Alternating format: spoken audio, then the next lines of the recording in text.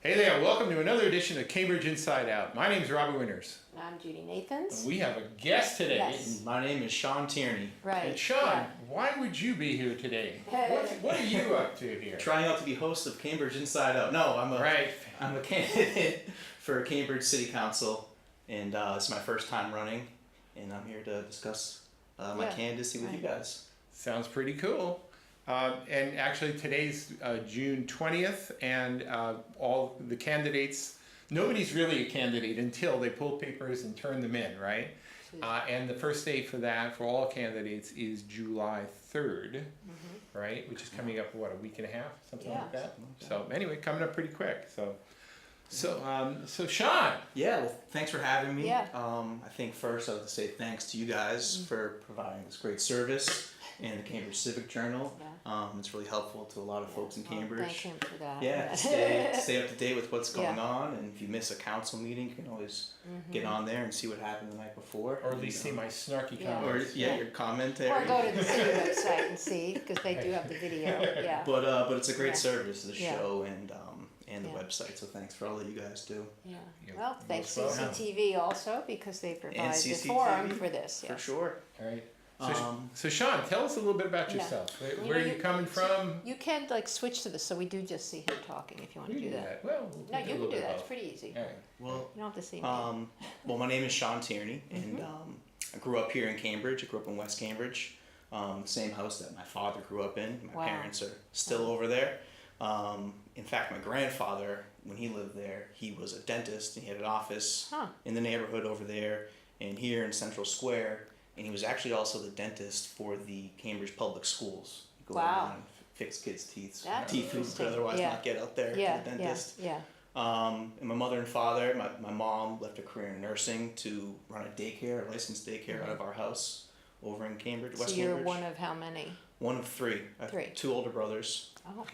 And then my father was a salesman. And I grew up there in West Cambridge, and I went to the PBD Elementary School, Oh. Okay. which is now when the building Yes. Grand Parks is now. Right. And My daughter's father went there too. Oh, okay, right on He's a Linnean little older Street than there. you, Yeah. Mm-hmm. And played West Cambridge Little League, played Pop Warner, had a great experience growing up here, and then went on to the high school where I played football. What years on the crew team. was that? I have to do my I math. graduated 2003. Wait, you were on the crew team? The first crew team that CRLS had. Okay. I I was hear the the captain. I was the captain of Wait the a crew minute. team. So, Cambridge City Council is considering Yeah. hosting its own crew team, I hear. Oh, all But right. that's not true. well, did you hear about the boys this year? I heard that They the made program nationals. really Well, elevated itself. yeah. Yeah. Oh, so I'll have to talk to you later because my daughter entered. Let's see. So you graduated what year? 2003. 3. Okay, she didn't enter till 4, but she was on the crew for 4 years. So Yeah, it was a great experience. Cool. And after All right. that, I went on that's to. how you know you're the Judd or somebody because he was on it. Yeah, well, Right, exactly. Judd, Okay. me and Judd. Judd Yeah. used to be host of Judd with B Live right here in Yeah. the studio. Judd and I go back Yeah. Okay. pretty far. Right. Friends in Cambridge. But I remember the rowing thing because Carol, his Yeah. mom, was involved with. So I went to UMass Amherst, studied political science, and after that, got my first job out of college at the Institute of Politics here in Cambridge at Harvard University, Okay. where I ran the JFK Is Junior that the Forum Kennedy School? at the Kennedy School, which is sort of Harvard's premier venue for Yes, definitely. political discourse. And I have friends who know you from that. Oh, okay, all right. Patrick, right? Oh, Patrick knows me from Suffolk Law School. From Suffolk Law School? Okay, Yeah, all right. but at Harvard, I ran the forum there, so we would invite Wow. guests to come talk Oh, about public sure. Yeah, I affairs. get their Right. emails. Yeah, Alec Baldwin, Nancy Pelosi, Mikhail Right. Gorbachev. It was probably the coolest job Yeah. I'll ever Yeah. had. Yeah. pretty good. Yeah. From there, I went on to law school, where I studied at Suffolk Law School and did internships at the Lawyers Committee for Civil Rights, where I worked for Rasan Hall, who's now at the ACLU doing racial justice. I did a Rappaport Fellowship at the Attorney General's Office studying foreclosure law. And then I went on to also teach constitutional law at a school in Roxbury. Wait a minute. I know another guy. What's his name? Obama, who taught constitutional law? Obama, but also... There may be great things in the future. Yeah. Well, we'll see. Those are large shoes to fill, but aspirations. But you taught it at a high school level? At a high school, Wow, yeah. that's interesting that they had a So it's class a on program called the Marshall Brennan Constitutional Literacy Project, and it's Great. designed to bring constitutional law Wonderful. to underserved communities, to teach them about their constitutional rights in the context of the school. And so Yeah. we coached their moot court team as well. And we actually went Wonderful. down to DC and competed in the national finals That's with our great. kids. And it was a great experience. That's great. And then after I passed the bar, I was deputy counsel for the Joint Committee on Revenue for Chairman Jay Kaufman, where we worked on the Fair Share Amendment, and we did other matters related to taxation of Airbnb and short-term rentals. Really? When were you just involved something- in that? Like, 2 years ago. wow, 2 so years ago, we're just getting That's into something that's that. still kicking around. Yeah, and interesting. We'll see if the You're doing legislature that. can do something about it, and then They had a bunch of proposals on the table, as I recall, but they didn't really act on anything in the yeah. end. So there's a larger bill for state Right. regulations that For a lot of taxing, folks right. are against, because it would sort of do what Cambridge is trying to do now, but on the state level, create a Right. registry Well, and have Oh, it's a I thought it was regulations. just a tax thing. No, that's a separate bill. There's a Ah, smaller bill where okay. it's just for taxes, I because with the Cambridges and all the municipalities, their home rule power Sure. No, doesn't allow them absolutely. to tax. No, it should be a state tax, you're And right. so there Because needs then to be- they're just gonna pass it on anyway to Yeah, I always find there's a lot of people around Cambridge who they're sort of wanting to do good things and they don't understand that there are a lot of things you just can't do. Right. You're not authorized until the state enables you to do Right. so. Home rule has its limits. Yes. That's right. And so that's one thing we were working on. But is that's good that, so you have a heads up on that, because that's certainly Yeah, a hot how could- issue here, yeah. Totally. How could the state then incorporate a tax structure that municipalities Right. could adopt and Right. raise some revenue to put towards the Affordable Housing Trust or whatever Yeah. the city may decide Sure. to do with that revenue? And one issue, one point on that too, I'd like to make, I don't know if you guys caught during Yeah. the budget hearings, the tourism office really talked about how great You're talking our about for the hotel city? industry, Oh, yeah, yeah. for the city. Mhm. And that's something that we could really, if we were able to tax short-term rentals, we would really be able to see a lot more revenue coming in through the doors. I don't know if it has, I mean, I've been following it to some degree, but I don't know if I followed it closely enough to see if anybody's ever come up with any estimates where if they were to actually derive revenue from short-term rentals as the sort of mini hotel that they Right. are, what that actually did. I don't know, I guess I'd have to look at what do they get now from the hotels. See, I don't know. Because there's all It's kinds an of taxes. effective rate of about 18%. Yeah, the state's Right. proposing 11, from what other figure I saw, right? Yeah, and there's 11%, the yeah. local option that Cambridge has in Boston and others that is an additional 6%. Oh, so they can tax here in Cambridge? Not on the Airbnb, only on the hotels and motels. Oh, right, okay. And So- And restaurants. just because it's sort of like a hotel Yeah. doesn't quite count. And restaurants, I noticed when I was starting to look at my bills, there's an extra 0.75 on that, 7% in Cambridge, so they do, Yeah, do and there's that. also these convention center fees that Yeah. are also included in that for Cambridge. and So, but Boston. housing is your, So now, yeah, I'm the research director for the Joint Committee of on Housing, where I'm the research director and legal counsel. So I for, advise the chairman, Kevin Honan, and co-chair Joseph Boncory from the Senate on oh, matters that's of my, legislation. that's my Probably your rep. state senator, Yeah, yeah. it is, yeah, mhm. And we on affordable housing matters, public housing, landlord tenant, Okay, so you basically are a lawyer working within state government then? within state government, Okay, doing state affordable housing policy. great, Zoning reform is something big that we're also working on. Today we actually had a hearing yeah, on housing production and looking at financial incentives, zoning reform, and other ways Right. to increase housing production, and mainly in the suburbs to get sure, suburbs to do their part. right, because that's been a I big heard issue. there was Big a, issue. I don't remember the history of it, maybe you know, was, there was a move to not only encourage, but actually say you cannot stop multifamily housing in some of these tonier suburbs. That's part of Well, the bill that we've proposed. Exactly, it's been the issue, right? Yeah, it would require municipalities to have at least one district Right, where you could Right. build multifamily as of right. near, usually near a train station or some kind Yes, of. exactly. We would hope so, yeah. Well, that's the whole idea of it, but they don't even want that. They don't even want happening, that. Right, So there's a lot of local opposition, and we're trying to find ways to make it easier for Mm-hmm. Right. folks to get that done in their community by lowering voting thresholds from a supermajority Mm. down to a simple majority. And there's also this idea of maybe a mandate and mandating Yeah. the density in the suburbs. And part of the reason why is because a lot of the research has shown that Yeah. we're going to need 500,000 new housing units by 2030 just to keep up with demand from workers Sure. moving into Yeah. our Right, that's really the MAPC economy, report. MAPC, Yeah. yeah. And it could really have a real effect on our economy if we don't get on this and start Yeah. doing something. interesting. So that's sort of who Yeah. I am. And And then why do you wanna, like, that's one of your questions, Yeah. why the hell do you wanna Yeah, be why? a city Right, councilor? actually, it's not as easy a question as you might think. Yeah. It's like, why on earth do you want to run? Yeah. Why do you want to give up that life, that marvelous life? Right. Yeah. Well, he's And not, work for you don't have to city give it up. No, you don't have to give it up, nor should you. I mean, I Yeah. personally have the opinion that city council should Should never be a be viewed as a part-time job, I know. 100% full-time job. I mean, However. people should have other lives. That's ideally. Sure. So, I mean, there's many reasons why I want to run for city council. I mean, there's duty, commitment, and service. My entire life and my career has been dedicated to public service, but my entire life has really been dedicated to the city of Cambridge. I grew up here. In the summertime, I'd come home from college and I would teach swimming lessons over at the Gold Star Pool.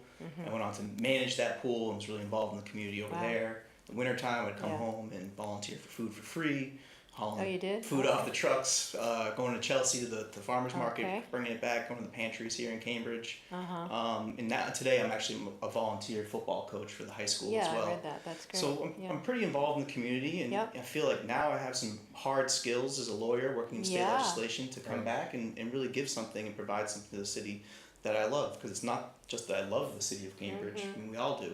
And I feel like I really have the experience now to be a leader in our community. And so that's why. Have you been I'm following what's going on? I mean, do you really want to do this? Have you watched any of these meetings? Have you attended any of these? Certainly, I have been watching, and I have attended. Okay. And I think it's an interesting time in Cambridge. Cambridge has changed, and it will continue to change. And at my kickoff, I quoted President Barack Obama, and I said, he once said, we respect the past, but we don't pine for it. Right. Yeah. We don't fear the future. We grab for it. So this is an opportunity for me. I think Carl Reiner said that. That's why he's 96. Yeah. Seriously. So I think this is an opportunity for Look me ahead. to be a part of shaping the future of Cambridge, the next generation stepping up and being great. part of it. And that's really why I'm running. Are there any lawyers on the city council? Craig Kelly, I think. Oh, he's a lawyer by trade? Yeah, Okay. yeah. But one thing I'm just chime in on here is to say that, even when the city council is functional or dysfunctional, whatever, it's really a function of the 9 individuals. So to whatever degree you get people who are functional, level-headed people, everything improves. Right, yeah. I think, a lot of the job is personality and working with each other and having an approach to how do you build consensus. That is sure important. And that's something that I've learned throughout my life. Growing up here in Cambridge, diversity, opportunity, and respect, those are the core tenets of our high school. And that's something I've always held dear to me. And I've learned through the process of working in the legislature with the different bosses I've had to really learn how to build consensus and work with folks from all different, wherever they may be coming from. What else you got for me? Actually, I was doing the math. I read my daughter was at the high school with you because she actually entered it right after 9/11. Yeah, I think I'll have to look back on our records, and I'll probably see your photo in some of those crew pictures. Yeah, I think we probably have some mutual. You friends. probably do. Okay, well, All right, later. so let me get down to sort of brass tacks about sort of realities of PR elections or whatever, without getting into PR exactly. Right. But the thing is that a proportional representationally elected city council is a representation, sort of a snapshot of the diversity of a city, right? And some people will run based on what part of town they're living in or where they're from, right? You live in 02139, but you grew up in 02138, right, for example.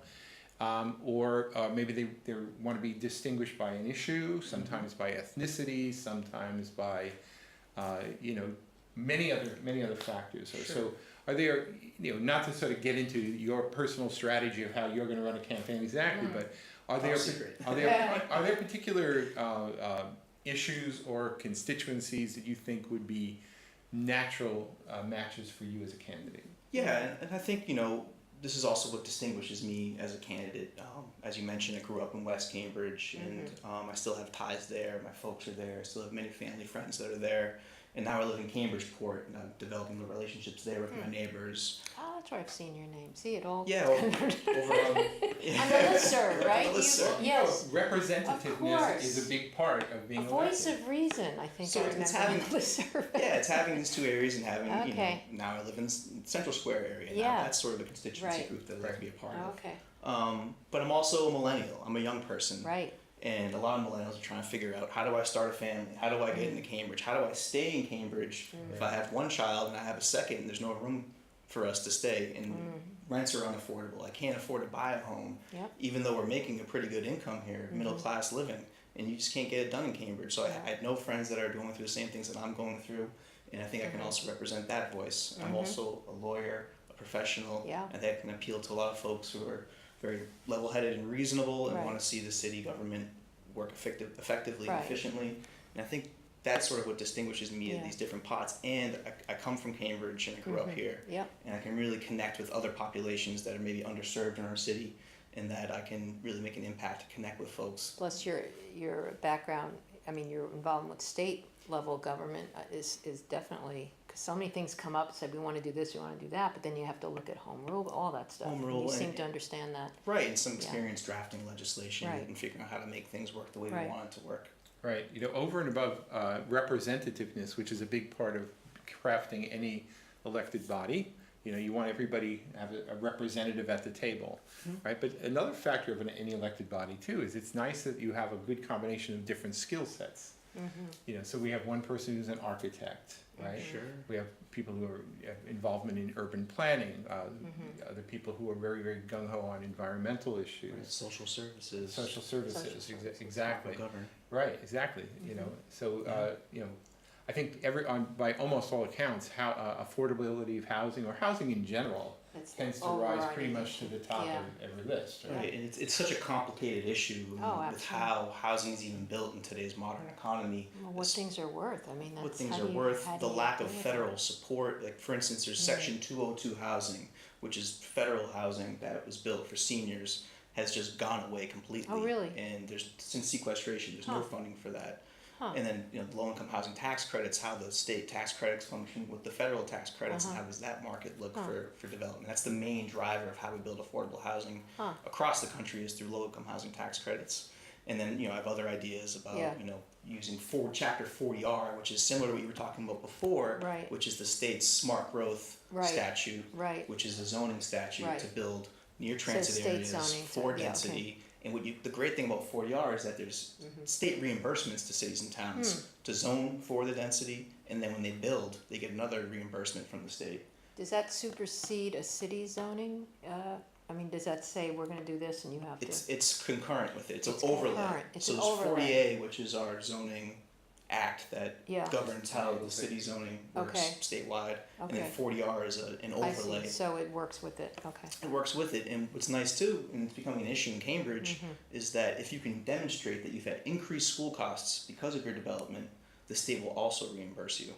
And that's becoming an issue in Cambridge because, well, we've done well with that, haven't we? Gotten a lot of reimbursement with schools? Yeah, I think so. That kind of raises a question with me too, which is that, if the state has such commitments like that, but the state also has they're not going to raise revenue to meet all the demand necessarily. I mean, is there sort of a problem of a shrinking pool of money that they can use to actually support these things? For sure. I mean, you guys probably know. I mean, there's a $500 million shortfall right now. Exactly. Right. Right. It's not. But this is something that's traditionally funded through the state budget, and communities across the state are asking for it because that is one of the main opposition points against housing is children. It's almost as if the suburbs are against children because of the increased school costs, increased property taxes. I thought it was other thing, but of course, children. That's right. Yes. That's right. Well, sometimes children used as a pretext for other things. Let's not forget that. But families increased need. Yeah. We love those kids, but boy, we don't want to pay to educate them. Right. Exactly. And so the state has always done a good job of funding that to have available for cities and towns, so they will build.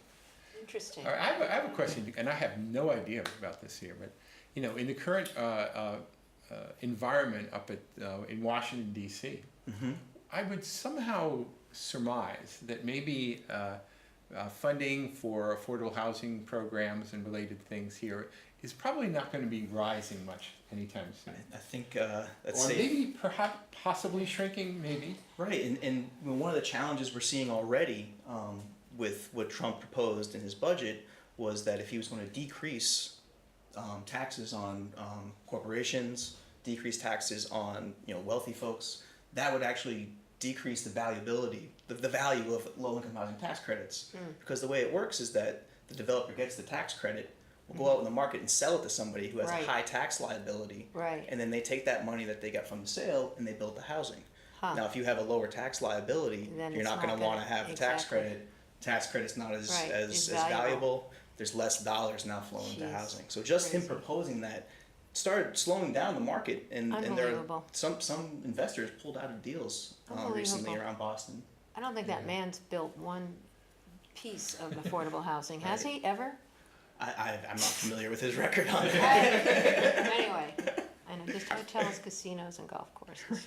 Right. So let's see.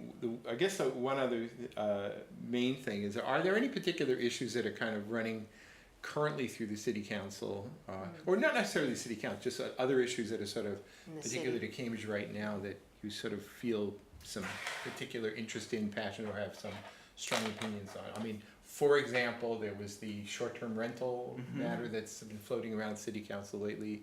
Well, it's There's- gonna get done. Right, there's the Envision Cambridge citywide planning. A lot of people have talked about Sure. what should or shouldn't happen up at Alewife. So do you have any thoughts on any? Yeah, I mean, I think the Airbnb stuff I was watching closely because I had some experience working on that and trying to see how it would fit in, and if there was some state legislation passed, would it all work concurrently with each other? But it sounds like Councilor Kelly and his aide Will Durbin are doing a great job. Yeah, there are putting some that issues. together. I mean, that came up again Yeah, I about spoke to owner one- adjacent versus an Yeah, some- operator Some of the versus definitions, owner, and where does a landlord figure in that? right, and some of the definitions they seem need to to be better. need to be reworked a little bit. You know, I have some thoughts on that, but Okay. you know, I don't thought yeah. I had at one point I was gonna, you know, draft a zoning ordinance and propose it myself, but it's, you know, one city council at a time. Yeah, yeah, I'll yeah. wait for my time. It Sure. seems that they're doing some great work. Yeah. But I think I spoke to one resident who lives over in the Inman Square neighborhood, Yeah. who lives and owns a triple decker, and Okay. they live on the bottom floor and they rent out the top two. Rent it out long term. Short-term rental. They run an Airbnb there, and they they live do? there. So you run into some problems where Did they buy it for that purpose? no, they're long-term Cambridge residents. Oh, but they decided instead of long-term renters, they want Airbnb. They want Airbnb, yeah. See, but those So- are the owner adjacent apartments, right? But they, Yeah, and that's actually a instead bit of of owner-occupied. there is a difference of opinion in the Yep, city there council right is. now. They're gonna Yep. have a final vote in the and August the planning meeting. board too. Yeah, they. You Yeah. know, and that's something that seems yet unsettled. The question of Yeah. should you allow people to rent their own unit, you know, like. They own the house, but you own then the that house. other unit, should that really be, it's not in their house. Right, and I think what you're Yeah. getting at is an Yeah. important point there, is Yeah. that people who own their property, how far does the city Oh, want to go property telling rights, them that's true, how to, how to run their property Yeah. and what they do with it, and they that's tax something. it like crazy and make you inspect it, then maybe it's okay. And Right. $1 million liability, isn't that the other? Except most homeowners probably have that anyway. Sure, Yeah. sure. And the other thing too is that you know, when we tax these things, you know, there's going to be a lot of revenue coming in, and Airbnb at the state level at least has said that they're not opposed to taxes. No, because they're just taxes, gonna pass it on. because they'll Yeah. legitimize their business and pass it on. I think development is something that is interesting that's being talked about in the Vision Cambridge with the quadrangle and you Yeah, know, that how to whole- handle that. You know, it's difficult because we need to continue to, you know, providing for people who want to live in Cambridge, stay in Cambridge. We need housing for our people now. In a lot of ways, density is diversity. If we want to maintain diversity in Cambridge, we need to have density. We need to Right, have but how do you housing. get people to build housing? How do you, I mean, the city can't just buy things like this, you know, No, you generally have the others market, do it, yeah. yeah. Yeah, so private development, and you know, how do we balance that with affordability and the issues like. You have the inclusionary, but other than But that, then you have issues like traffic. How do we deal with Well, traffic? yeah. But those are problems that I think, you know, absolutely. we can deal with Yeah. and we can work on as part of being a city councilor, is Right. saying we Yeah. need to build housing, let's build it, let's make it happen, and let's Yeah. deal with this traffic issue. And there are opportunities at the state level through programs like MassWorks, which provides infrastructure support to cities and towns to help with development, whether it's, you know, reworking the roads to make them more narrow, figuring out ways to get sewer lines to different places that don't traditionally have it, and other infrastructure improvements. You may need like a footbridge that goes to Alewife, for instance, Well, things like shuttle that. bridge, not just for Or a feet. shuttle bridge, right. too. That's Yeah. as Robert brought There's a- up. there's It's been an going ongoing on debate since about that. 1979. Right, it's been talked about for a long But time. I think it's very important. Yeah. But we're gonna have to have you know, Yeah, federal absolutely. support, state support, and the city can't do it alone. Well, also the people, the people that rent the corporate whatever, they're gonna have Yeah, to chip in. one point that I often Exactly. don't hear people mention enough, but I think they should, is that, you know, housing, or anything really, tends to be most unaffordable when you first build it. But then if it's after it's 10 years old, 20 years old, you're maintaining it. The highest cost burden is early in the early years. So if you want to take the long view, build it, just build it. And then you'll one day it'll become affordable, even if it's not super affordable today. Right. Affordable to who? Well, I mean, the thing is that, somebody could still charge what the market will bear, I suppose. But the Cambridge thing has is, never gone down in value at all. That's one thing. You buy in Cambridge, you own something, it will always, it's never gone down, even in 08 and 09. well, that's a really tough issue these days, in that now there are people, offshore who just see Cambridge real estate as a safe investment. That's who's making and we bids don't on really know. homes. Right, and there are a Yeah. lot of folks around the Yeah. city who are thinking about, should we be doing something about, people using it as an investment opportunity, where How they're it- holding Right. onto it. Who look behind the curtain? Who's holding it? Yeah, but And there's is there any laws you can actually enforce on that?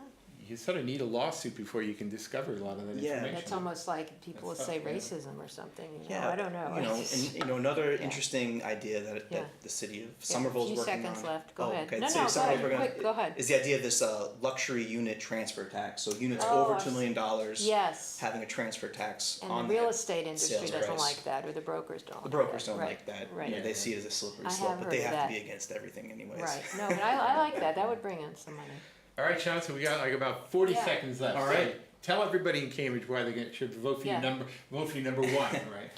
All right. Well, I'd ask for your number one vote because I'm someone who grew up here in Cambridge. I'm a lawyer. I'm a public servant. I think I have a lot to offer. And whether your ties to Cambridge go back years, months, or just a matter of generations, I'm someone who I think can bring the city together and bring us what we need, which is a city that creates opportunity, a city that gives everyone a fair shot, and a city that listens to its residents. Great. Thanks. Sounds pretty good. All right. Okay, so we'll be back in 3 minutes with Cambridge Inside Out. Thanks a lot, Sean. Thanks, guys. Thank you. Bye.